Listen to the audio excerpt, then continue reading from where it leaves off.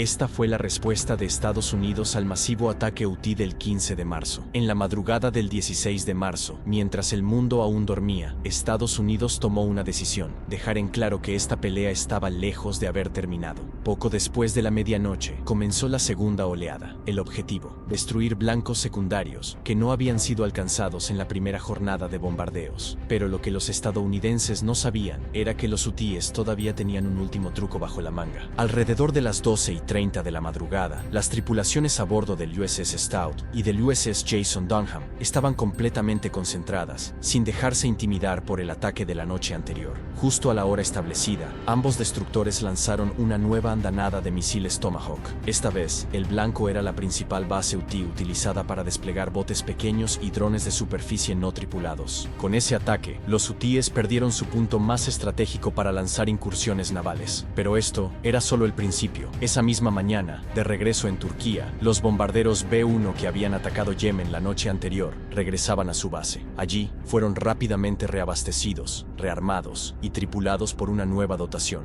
Tan pronto como estuvieron listos, volvieron al aire. A las 4:15 de la madrugada, los B-1 liberaron otra oleada de misiles AGM-158 JASM, con un alcance mínimo de 370 kilómetros, suficiente para mantenerse lejos de cualquier posible amenaza, porque en ese momento, las defensas aéreas hutíes estaban en ruinas. La mayoría de sus baterías habían sido destruidas el día anterior. Las únicas armas disponibles eran sistemas portátiles como el Igla soviético o cañones antiaéreos montados en camiones como el ZSU. Sin radar, estas armas solo alcanzaban hasta unos 2.500 metros de altitud. Mientras tanto, los bombarderos B-1 volaban tranquilos, muy por encima de los 18.000 metros. No había nada que temer, pero lo que los estadounidenses no imaginaban era que ese ataque contra una de las principales bases de drones hutíes tendría repercusiones inesperadas. Menos de 24 horas después, al amanecer, los F-35C del escuadrón Black Knights despegaron desde la cubierta del portaaviones USS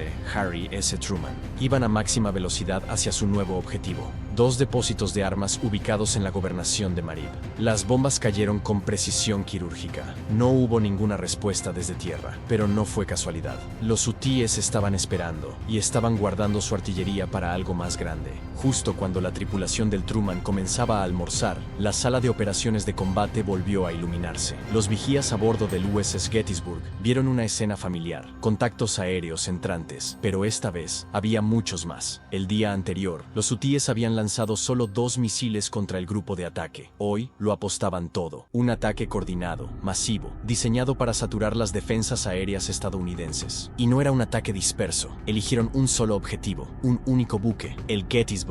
Con la alarma ya activada, la tripulación entró en acción. El radar marcaba blancos rápidamente. El oficial de acción táctica del barco identificó el problema: una limitación matemática mortal. Sí, el radar SPI del buque podía rastrear hasta 200 amenazas simultáneamente, pero solo podía comprometer entre 12 y 18 al mismo tiempo, y ya había al menos 12 misiles enemigos dirigiéndose hacia ellos. El riesgo era claro. Mientras se enfocaban en esas amenazas rápidas, podían perder de vista otras más lentas, como drones enemigos, que podrían colarse detrás del aluvión de misiles, justo cuando la atención estuviera distraída. Fue entonces cuando el oficial ideó un plan brillante. El capitán del Gettysburg, con mayor rango que los demás comandantes del grupo, asumió el mando táctico y emitió una orden clara y urgente. El USS Stout y el USS Jason Dunham debían encargarse de las amenazas más lejanas, lanzando misiles SM-2, mientras que el Gettysburg se ocuparía de los blancos más cercanos. Esa decisión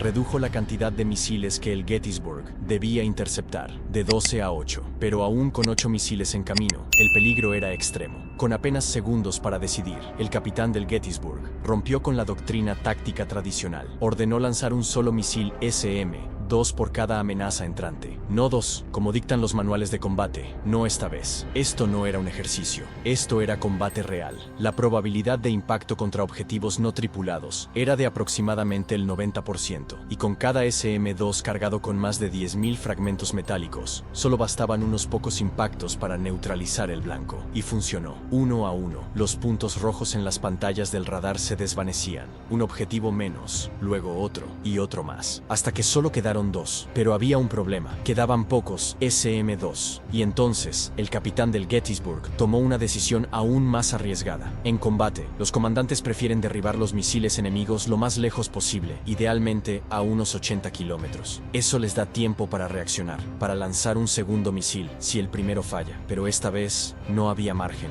y el reloj estaba corriendo. Aunque en la práctica ganar unos segundos adicionales parecía insignificante, para el Gettysburg eso significaba todo. El buque ya estaba quedándose sin misiles SM-2 y nadie podía saber cuánto más duraría esta batalla. A pesar de que aún contaban con 10.000 rondas de munición de 20 milímetros para su sistema Sea-Wyss, estas estaban reservadas para drones. El cañón de 5 pulgadas del barco no era capaz de alcanzar blancos tan rápidos y maniobrables, así que su única esperanza restante eran los misiles RIM-162 y Evolved Sea Sparrow, conocidos como ESSM. Estos misiles están empaquetados en grupos de 4 dentro de una sola celda del sistema de lanzamiento vertical, con un peso total de lanzamiento de solo 281 kilos, de los cuales apenas 39 kilos corresponden a su ojiva de fragmentación. El ESSM es mucho más pequeño que sus hermanos mayores, el SM-2 y el SM-6. Entonces, ¿por qué se utiliza? Gracias al motor cohete MK-134, el ESSM puede alcanzar velocidades de Mach 4, lo que lo hace incluso más rápido que el SM-6, aunque a un precio. Solo puede mantener su propulsión durante unos 8,5 segundos antes de quedarse sin combustible. Esto se debe a que el ESSM es un arma de defensa puntual. Aunque no existe un consenso exacto sobre lo que significa defensa puntual, generalmente se entiende como la capacidad de enfrentar amenazas a muy corta distancia, con un alcance máximo de alrededor de 43 kilómetros. Eso le da al ESSM apenas 60 segundos para interceptar al blanco y evitar que los restos impacten sobre la propia nave. Usar un ESSM se considera usualmente como último recurso, pero el capitán tenía otra idea. Propuso convertirlo en un arma ofensiva, algo que jamás se había hecho antes. Aunque no estaban seguros de que funcionara, el oficial de acción táctica ordenó lanzar 2 ESSM apenas los blancos cruzaran el umbral de los 43 kilómetros. La tripulación se preparó para el impacto, y entonces funcionó. Milagrosamente, la arriesgada decisión del capitán dio resultado. Ambas amenazas fueron destruidas a unos 16 kilómetros del barco. El Gettysburg estaba a salvo, por ahora, pero no era momento de respirar. Era momento de contraatacar.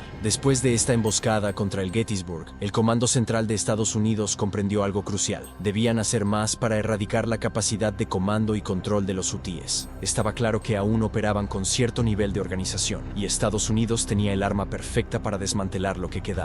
Debido a que sus puestos de mando estáticos habían sido eliminados, los hutíes empezaron a operar desde unidades móviles. Estos nuevos centros de comando no eran más que camionetas Toyota, con un puñado de radios instalados en la parte trasera, sin blindaje, pero increíblemente difíciles de detectar y de destruir. Y es aquí donde entra en escena la Fuerza Aérea. Para acabar con los centros de mando móviles hutíes, Estados Unidos decidió desplegar una nueva arma, una bomba conocida como GBU-53 Stormbreaker. Esta bomba está basada en el modelo no guiado de pequeño diámetro, con un peso total de 113 kilos, de los cuales apenas 47 kilos corresponden a explosivos. Pero lo que la hace realmente especial no es su carga, sino su nariz. Allí se encuentra su sistema de guía, un buscador de triple modo, también llamado Tree Mode Seeker. ¿Y por qué triple? Porque puede rastrear su blanco usando 3 modos diferentes de operación. El primero es un buscador infrarrojo por imágenes, con una matriz de alta resolución de 640 por 512 píxeles. Puede detectar firmas térmicas, como el escape de un camión, con una precisión de 0.1 grados. Pero hay un problema. Yemen es casi todo desierto. Las tormentas de arena, el polvo en el aire y el humo de incendios hacen muy difícil que este modo funcione con eficacia. Ahí es cuando entra el segundo, el radar de ondas milimétricas. Este radar opera a 94 GHz y es capaz de ver a través de cualquier cosa. Humo, niebla, polvo, arena, nubes, no importa. El radar penetra todo eso y alcanza su blanco con precisión milimétrica, con un margen de error de menos de 30 centímetros. ¿Y si el objetivo está en movimiento? Ahí entra en acción el tercer modo, el buscador semiactivo. Con su propio designador láser interno, este sistema guía a la bomba de forma similar al SM-2 durante su fase final de vuelo, pero con una diferencia crucial. Puede funcionar desde el lanzamiento hasta el impacto sin depender poder de la aeronave para enviarle datos de radar. Y aquí viene lo impresionante. Los pilotos pueden preprogramar qué modo usar antes del despegue o dejar que la bomba decida de forma autónoma en pleno vuelo, dependiendo de las condiciones climáticas o del entorno. No sabemos cuál de los tres modos se utilizó ese día, pero lo que sí sabemos es esto: los puestos de mando móviles UTIES fueron eliminados. Ese mismo día, luego de otras misiones, un avión de patrullaje marítimo P-8 Poseidón de la Marina lanzó misiles contra varios campamentos de entrenamiento. Fue un golpe devastador, pero los UTIES no se quedarían quietos. Decidieron vengarse. Querían recordarle a Estados Unidos que aún tenían mucho que ofrecer. Justo cuando la tripulación del grupo de ataque del portaaviones Truman terminaba de almorzar y se preparaba para otro ataque aéreo, las escoltas detectaron algo extraño en sus pantallas de radar. Los ecos eran rápidos, muy rápidos, pero no parecían ni aviones ni misiles, y sin embargo, el radar mantenía el contacto. Al ajustar los parámetros del radar SPI, los operadores comenzaron a entender lo que estaban viendo. Lo que estaban viendo era un enjambre de drones, y venía directo hacia el portaaviones. Para no agotar las reservas de misiles de las escoltas, el comandante del grupo de ataque tomó una decisión inmediata: lanzar todos los F-18 disponibles en una salida de emergencia. En cuestión de minutos, los primeros Super Hornet comenzaban a rodar por la cubierta, y si observas sus alas con atención, verás que llevaban una configuración muy diferente a la habitual. Ese misil que cuelga de las puntas se llama AIM-120 AMRAAM, uno de los misiles aire-aire principales de la Fuerza Aérea y la Armada de los Estados Unidos, y hoy se utilizaría contra drones. Un FA-18 Super Hornet en configuración aire-aire puede llevar hasta 10 misiles AMRAAM, 2 en las puntas de las alas, 6 bajo las alas y 2 más en el fuselaje. Con una velocidad de Mach 4 y un alcance cercano a los 160 kilómetros, el AMRAAM es un arma de defensa aérea devastadora. Está diseñado para eliminar cazas enemigos, pero también ha demostrado su efectividad contra misiles, globos y hoy contra drones. Y aunque tiene capacidad de maniobra terminal de hasta 40 gigabytes, capaz de frustrar a los pilotos más experimentados, surge una gran pregunta: ¿cómo demonios pueden los pilotos ver estos pequeños puntos en sus pantallas? La respuesta está en un sistema revolucionario, el Infrared Search and Track System, un sensor pasivo de infrarrojo de largo alcance, montado en un tanque de combustible modificado en el centro del avión. Este sistema no emite señales, pero puede detectar el calor de motores aéreos a grandes distancias. ¿Quieres cifras? Puede detectar un misil balístico a 220 kilómetros, un misil de crucero a 92 kilómetros y un dron del tamaño de una persona a 148 kilómetros. Cada unidad puede obtener datos de control de fuego de hasta 12 objetivos al mismo tiempo, y con aproximadamente 10 aviones en el aire, la amenaza estaba bien cubierta. Durante las siguientes 7 horas, los cazas estadounidenses enfrentaron oleada tras oleada de drones. Aunque no se conoce el número exacto, los informes señalan que fueron varias docenas las que fueron destruidas. Cuando por fin concluyó esta batalla aérea de 7 horas, los comandantes estadounidenses no pudieron evitar sentirse desconcertados. Los UTIES habían demostrado ser mucho más ingeniosos y persistentes de lo esperado, y por eso, en los próximos días, Estados Unidos tiene un nuevo plan, uno diseñado para doblegar de una vez por todas la capacidad de resistencia de los UTIES. Pero eso lo veremos en el siguiente video.